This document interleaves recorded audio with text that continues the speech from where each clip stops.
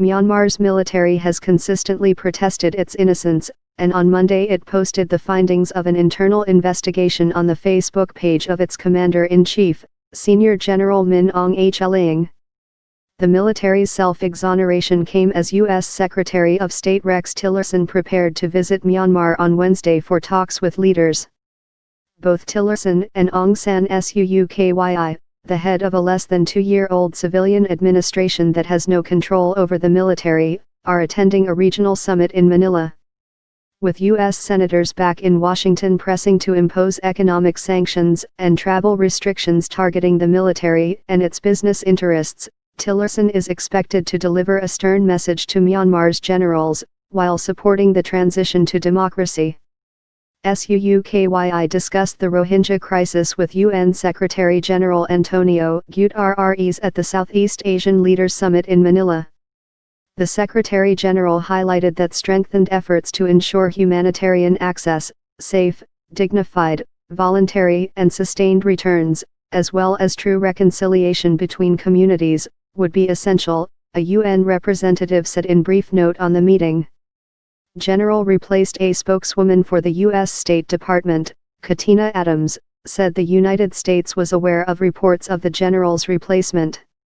We remain gravely concerned by continuing reports of violence and human rights abuses committed by Burmese security forces and vigilantes. Those responsible for abuses must be held accountable, Adams said.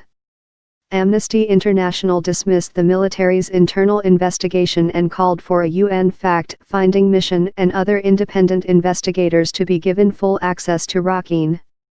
Once again, Myanmar's military is trying to sweep serious violations against the Rohingya under the carpet, James Gomez, Amnesty International's regional director for Southeast Asia and the Pacific, said in a statement released late Monday. After recording countless stories of horror and using satellite analysis to track the growing devastation, we can only reach one conclusion: these attacks amount to crimes against humanity.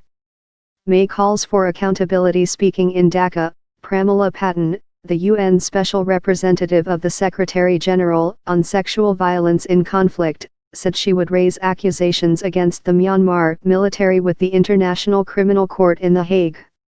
Sexual violence is being commanded, orchestrated and perpetrated by the armed forces of Myanmar, otherwise known as the Tatmadaw, Patten said following a 3-day tour of the Rohingya refugee camps in the Cox's Bazar region of Bangladesh.